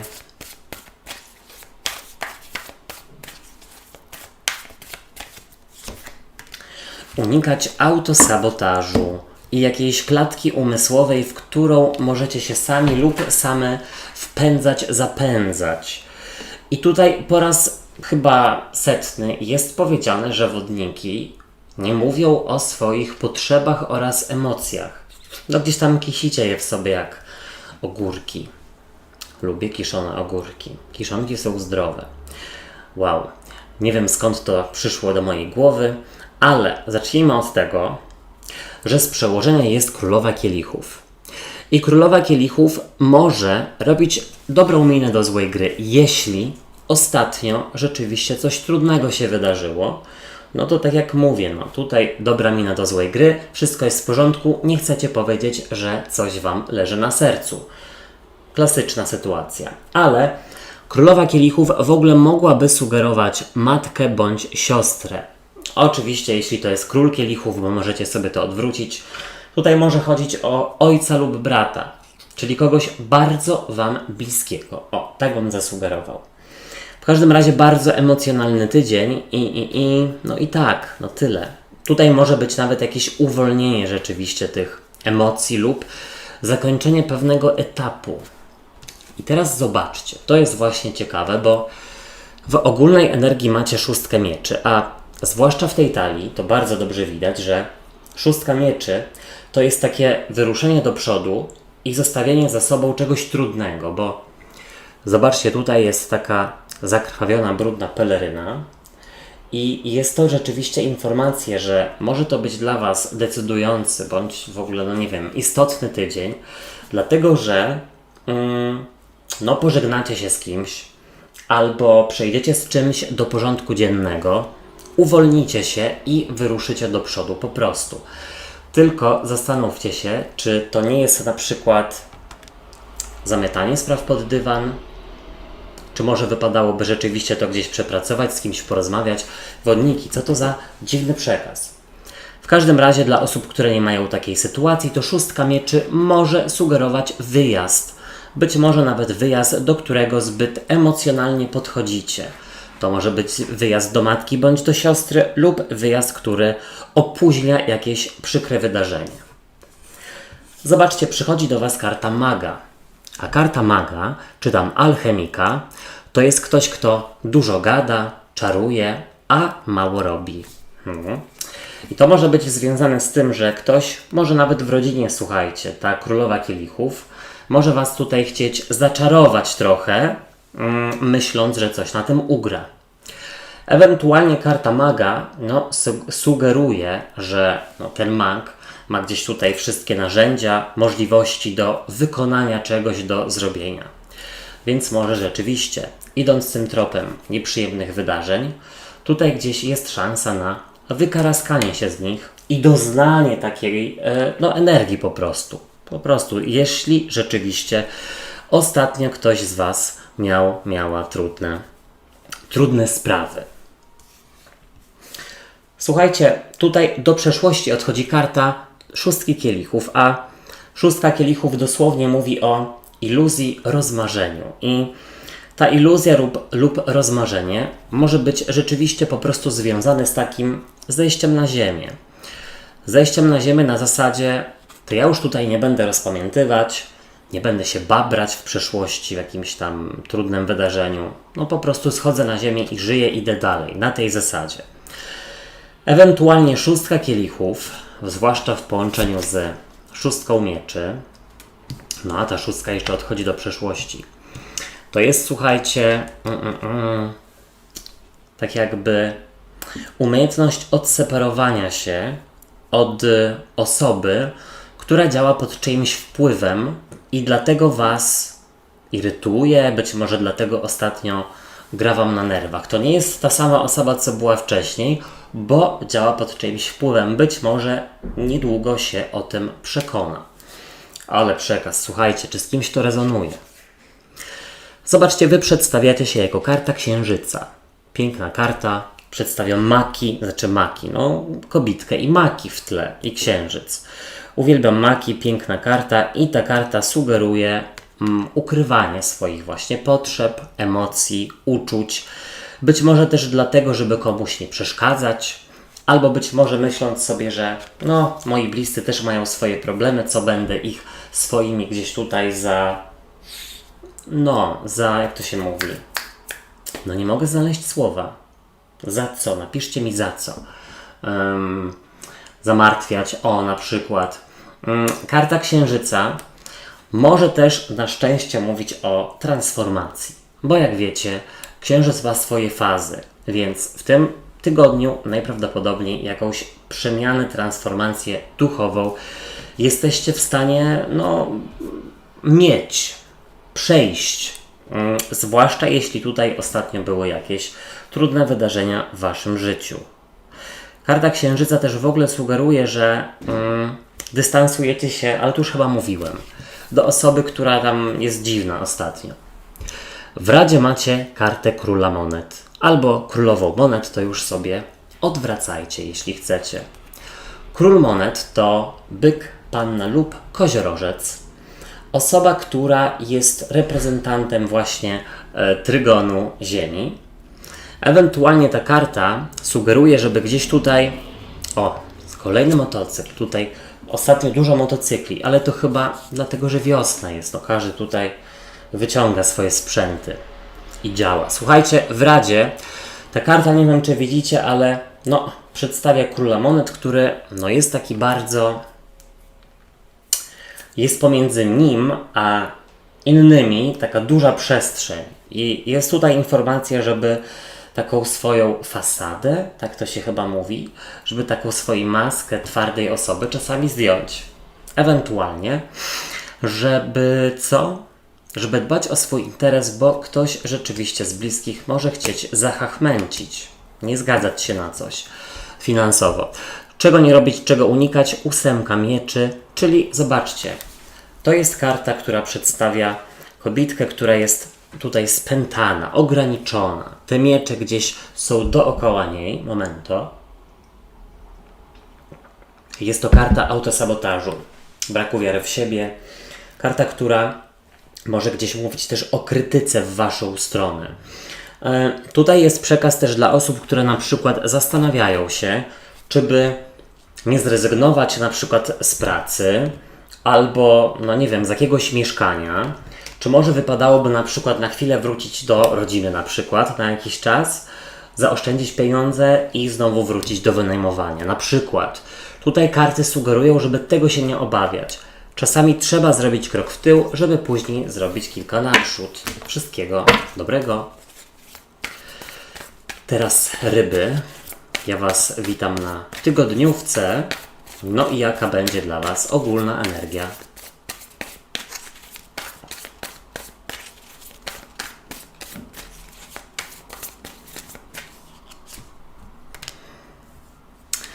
Macie kartę kokoszenia. Co do was przychodzi, co się pojawia?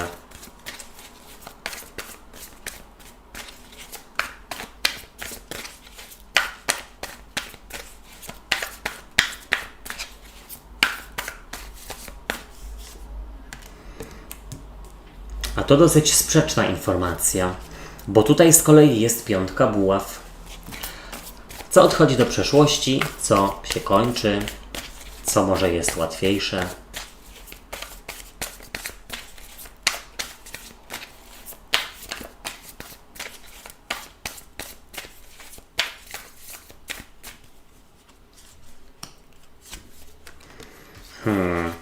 Do przyszłości, słuchajcie, odchodzi karta księżyca. Jeszcze nie wiem zupełnie o co tutaj może chodzić.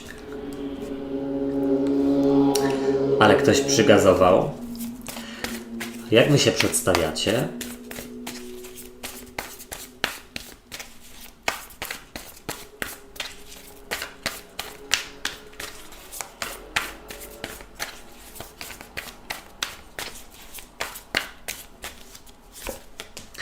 No, ryby pokazują się jak ryby i to całkiem dobrze. No, jest dużo energii waszego trygonu, czyli trygonu wody. To dobrze. Jaka będzie dla was rada? Jeśli jest jakaś relacja, w której były ostatnio trudności, a nie wierzę, że takiej nie ma, bo nikt nie jest idealny i życie też nie jest idealne, to tutaj widzę, że raczej jest ku zgodzie, ku wspólnemu walczeniu o te relacje.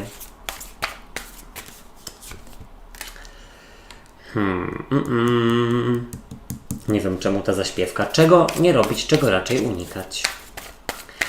Słuchajcie, może też tak być, że komuś z was doskwiera nuda, może ktoś ma za dużo wolnego czasu, albo nuda taka życiowa i zastanawiacie się, a co by tu zrobić, żeby jakąś pasję sobie może nową znaleźć. Fajne czytanie, słuchajcie, naprawdę. Tylko jeszcze królowej kielichów tutaj brakuje.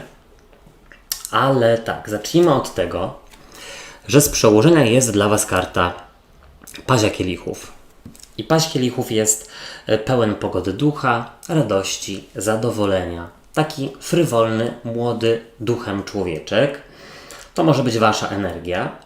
Ewentualnie Paź kielichów to jest w ogóle osoba młodsza lub niedojrzała emocjonalnie, która po prostu nie do końca wie, czego chce. I w tym tygodniu może się tutaj pojawiać, że tak powiem. No tutaj coś wam chce oferować. Zobaczcie, ku was wyciąga swój kielich. Jakkolwiek to zabrzmiało. Zobaczcie, w ogólnej energii jest dla was karta dziesiątki kielichów. Przepiękna karta, która też sugeruje radość, zadowolenie. No takie przebywanie w gronie najbliższych, być może nawet skupianie się na jakimś sukcesie. Tutaj ewidentnie przy tej karcie mówi się gdzieś, zwłaszcza w tej talii, o tym, że jest gdzieś bardzo dobra energia pomiędzy wami, a waszą drugą połówką. Wspieracie się, spędzacie ze sobą mnóstwo miłego czasu, w swoim towarzystwie. Zobaczcie, Paź kielichów ewidentnie tutaj, zwłaszcza w połączeniu z dziesiątką, sugeruje, że jest jakiś powód do świętowania, do radości. Jeśli nie macie, to umiecie sobie go znaleźć, czyli macie. Dla was powodem może być nawet przyjście wiosny, na zdrowie. Oj, wybaczcie. Przyjście wiosny, lata, czy tam czegokolwiek. Niezła energia. Jeśli chodzi o to, co do was przychodzi, to jest dziwne, bo tutaj akurat przychodzi piątka buław, czyli karta konfliktu lub rywalizacji, ale powiedziałbym, że ta rywalizacja to jest po prostu chęć do budowania, do tworzenia właśnie jakiejś relacji, zwłaszcza jeśli ostatnio były trudy. Ewentualnie piątka buław to chęć takiego działania, współpracowania, robienia czegoś. Być może jest to związane z tym, że komuś lekko się po prostu nudzi. Potrzebuje wyzwań życiowych albo w ogóle, może ktoś ma za dużo wolnego, bo na przykład jest wolny od szkoły czy od pracy, i nie wie, w co włożyć ręce. Kolejny motocykl. Słuchajcie, czy ktoś prowadzi, jeździ na motocyklu albo zna kogoś bliskiego? Może ten Paź kielichów.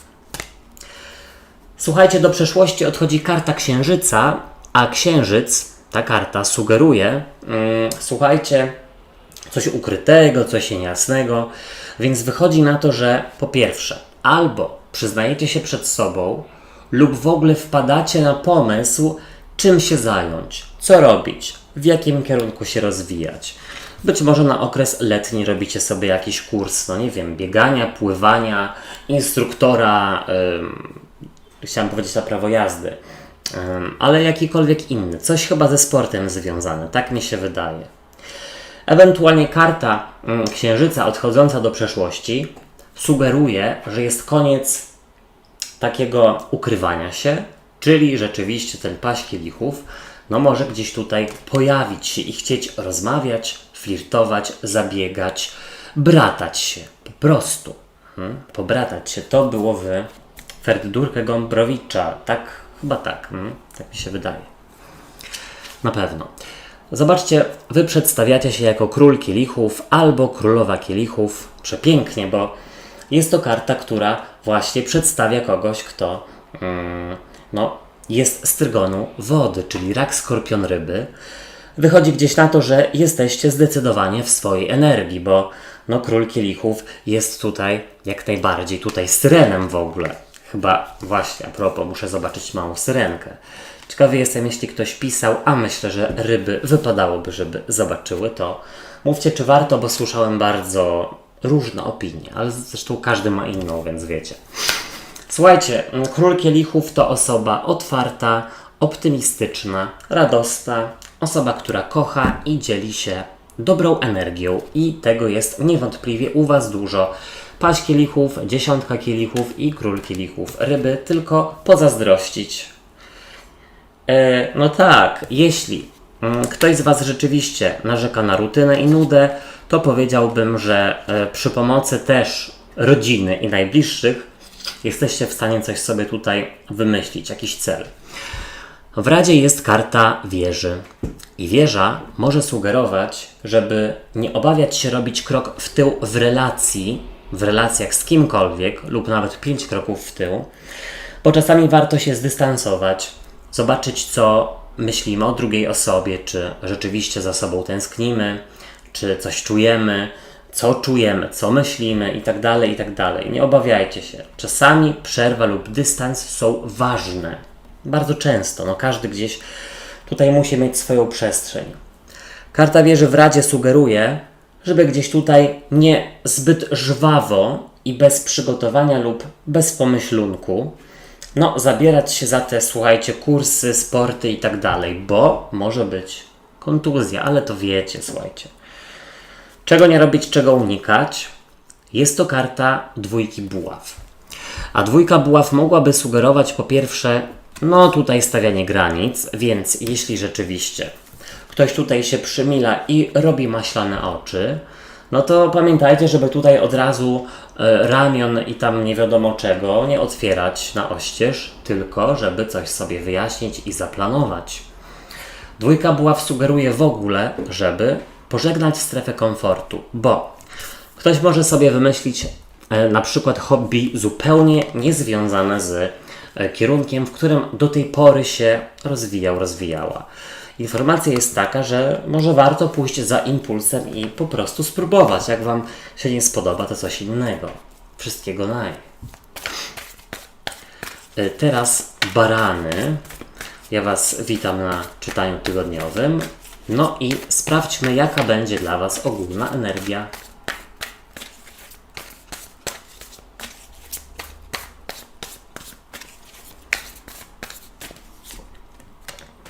Oho! Co do Was przychodzi, co się pojawia? A o czym Wy tak myślicie? Albo o kim?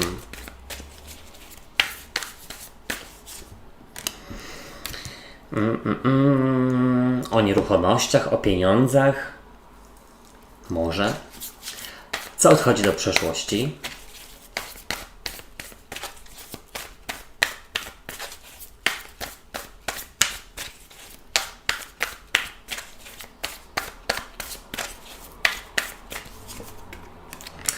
Do przyszłości kurczę, może tu jakaś kłótnia była ostatnio? Albo ktoś Was bardzo popędza, żebyście się wreszcie zdecydowały na jakąś inwestycję bądź zmianę, ale Wy raczej nie pozwalacie się popędzać. Barany to barany. Jak Wy się przedstawiacie?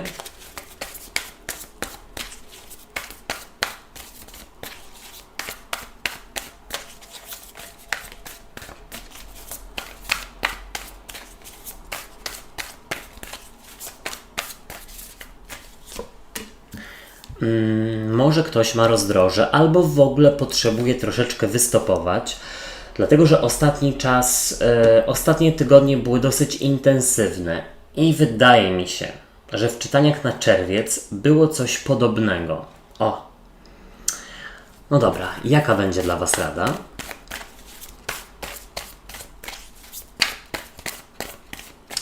Może to też jest tak, że ktoś stoi na rozdrożu, i rozmyśla, martwi się cały czas Może o jakąś relację. W Radzie macie kapłankę. No dobra, czego raczej nie robić, czego unikać?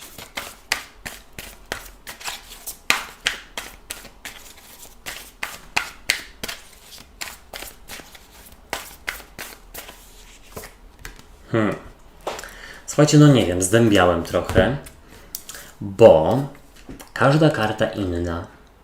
Ale wydaje mi się, że to jest przede wszystkim przekaz do osób, które ostatnio miały natłok myśli, stresu, obowiązków. I zacznijmy w ogóle od tego, że tutaj z przełożenia jest karta Asa Mieczy. I As Mieczy, którego bardzo lubię, zwłaszcza w tej talii, nie tylko dlatego, że przedstawia kolibry, które kiedyś widziałem na własne oczy w Kolumbii. Słuchajcie, są takie malutkie i tak szybko nawijają tymi skrzydełkami, że szok. Ale dobra, już tutaj odbiegam od tematu. As Mieczy sugeruje, że jest konieczność wyciszenia swojego umysłu, skupienia się. Jest konieczność, no nie wiem, może medytacji, modlitwy, to co Wam rzeczywiście przynosi spokój i ukojenie. Barany potrzebują w tym tygodniu ukojenia i wystopowania, dosłownie. As Mieczy mógłby sugerować też ważne sprawy związane z dokumentami, z sądem, które teraz się dzieją w Waszym życiu, tak bym powiedział. One są gdzieś dalej w toku i są w Waszych głowach. Zobaczcie, w ogólnej energii macie 9 mieczy. No a 9 mieczy to jest właśnie zamartwianie się. To jest szukanie dziury w całym. To jest analizowanie. To jest sytuacja, w której na przykład nie umiecie zastopować myśli, które do Was przychodzą. Jest po prostu kołowrotek. Dlatego właśnie sugeruję, że w tym tygodniu szczególnie wypadałoby dbać o swoje zdrowie, nie tylko fizyczne, ale też psychiczne, bo bardzo często zapominamy również o tym psychicznym i na przykład, słuchajcie, no nie wiem, troszeczkę się izolować od osób, które są bardzo absorbujące, spędzać czas na świeżym powietrzu, mniej oglądać wiadomości na przykład, albo medytować, czy tam wyciszać się, jakiekolwiek macie, słuchajcie, sposoby na relaksację. Może to też jest sport, słuchajcie, który Was gdzieś tutaj wycisza. 9 mieczy sugeruje, że nadmiernie analizujecie, nie ma sensu to, co myślicie. Spróbujcie oddzielić suche fakty i rzeczywistość od jakichś swoich tam wymysłów. No, wrażliwe osobniki tutaj jesteście i osobniczki. Zobaczcie, przychodzi do Was karta 9 monet i właśnie 9 monet tutaj sugeruje samowystarczalność i sytuację, w której macie tyle, ile potrzebujecie. Tutaj jest, słuchajcie, jakaś pewność siebie związana z umiejętnością zadbania o swoje życie i swoją przestrzeń. Więc podkreślam tylko i wyłącznie, że jakieś obawy albo stres jest związany tylko i wyłącznie z spadkiem sił na przykład, a nie z Waszą rzeczywistą sytuacją. 9 monet pokazuje, że tutaj umiecie właśnie zrelaksować się w swoim gronie, tak jak lubicie najbardziej i może to być związane z normalnym, sielskim, na przykład powolnym życiem, na przykład tylko w weekend, gdzieś na działce, gdzieś w domku letniskowym, gdzieś w lesie, cokolwiek. Tak bym powiedział. W ogóle 9 monet sugeruje, że stawiacie na siebie i Wy wiecie, jaką decyzję macie podjąć, a ktoś Wam może tutaj nad uchem, słuchajcie, krzyczeć i próbować przekabacić do swojego zdania. Zobaczcie, do przeszłości odchodzi karta rycerza buław. No a rycerz buław to jest, słuchajcie, tutaj rycerz na nosorożcu, rycerz nosorożców bym powiedział. To nie jest tylko i wyłącznie osoba, która jest wybuchowa, która podejmuje decyzje pod wpływem chwili i bez pomyślunku żadnego, chociaż może, ale to odchodzi do przeszłości, więc to dobrze. To też jest, słuchajcie, osoba, która w ogóle działa bardzo szybko, konkretnie, zapominając o swoim odpoczynku. I to odchodzi do przeszłości, więc co? Tutaj barany, mam wrażenie, że w tym tygodniu po prostu, stopują. Trzeba czasami zwolnić. Nie się, tylko, chociaż może, żeby rzeczywiście też dać innym się wykazać. Rycerz buław odchodzący do przeszłości mówi o tym, że trzeba dbać o swoje nerwy, o swój system nerwowy, pić mniej kawy, mniej spożywać cukru, albo w ogóle nawet jakieś tam środki wyskokowe i tak dalej odstawić na półkę. Zobaczcie, wy przedstawiacie się jako dwójka buław, czyli karta, która może mówić o rozdrożu. I to rozdroże może być związane rzeczywiście z sprawami sądowymi, z dokumentami, z inwestycjami pieniężnymi. Może też dlatego, że już jesteście czegoś pewni, czegoś pewne, momento, ale ktoś tam zasieje w was ziarno czego? Wątpliwości. W każdym razie dwójka buław mówi też o strefie komfortu i zobaczcie, ta karta pokazuje kobietkę, która ma tutaj glob i ona myśli o zdobywaniu świata, ale najpierw przed zdobyciem tego świata trzeba troszeczkę odpocząć i pobyć w tej strefie komfortu. Nawet jeśli barany lubią tutaj działać i żeby ich wszędzie było pełno, w tym tygodniu ma być mniej. Zobaczcie, w Radzie jest dla was karta kapłanki, a kapłanka to słuchajcie, jest kobitka, która może być kimś, kto doradza, kimś, kto jest psychologiem, tarocistą na przykład, czy tam kimkolwiek innym. I tutaj w Radzie jest, żeby rzeczywiście czasami posłuchać kogoś, żeby złapać inny punkt widzenia, ale oczywiście zachować w tym wszystkim swoje zdanie i też tak nie patrzeć tylko w jedną stronę. W Radzie kapłanka sugeruje, żeby jak najbardziej pobyć w tym tygodniu więcej aniżeli do tej pory właśnie w spokoju, w swojej strefie myśli, żeby też się z nimi troszeczkę porozprawiać, uporządkować, dbać o swój system nerwowy. Po prostu i o swoje ukojenie. Czego nie robić, czego unikać w tym tygodniu? 10 buław, a 10 buław to jest wysiłek, zaangażowanie się, nadmierna ambicja. Czyli co? Słuchajcie, po prostu nie przemęczać się w tym tygodniu. Też pozwalać innym, żeby na przykład się wykazali, jeśli tutaj rzeczywiście jest mowa o dzieleniu się obowiązkami. W każdym razie odpuścić w tym tygodniu nadmierne myślenie i zamartwianie się. Nie szukać dziury w całym, wszystkiego naj. Teraz byki i byczęta. Ostatni raz. Witam was na czytaniu tygodniowym. I sprawdźmy, jaka będzie dla was ogólna energia.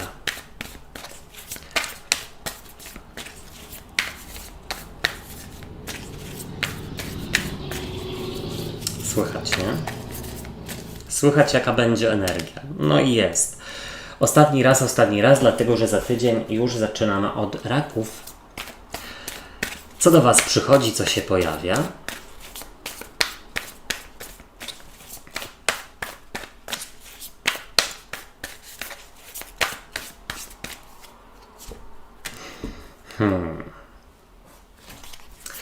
Co odchodzi do przeszłości?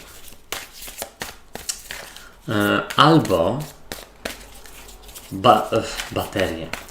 Baterię ładujecie, bo jest mniej obowiązków, albo macie dookoła siebie takich ludzi, którzy na przykład coś ogarną za was albo dla was i wy tutaj czujecie się jak u siebie w domu. Spokojnie. Nie musicie tak bardzo się wysilać. Jak wy się przedstawiacie?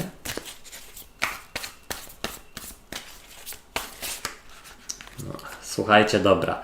Niech będzie ta karta. Sama chciała wypaść.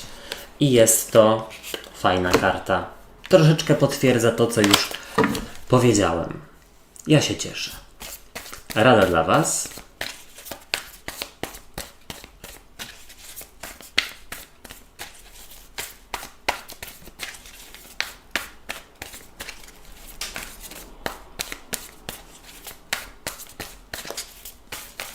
Właśnie coś zamyśliłem, tasując karty na tę radę.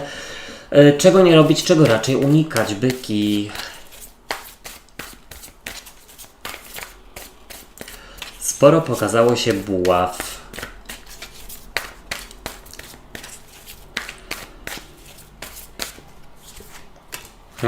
Słuchajcie.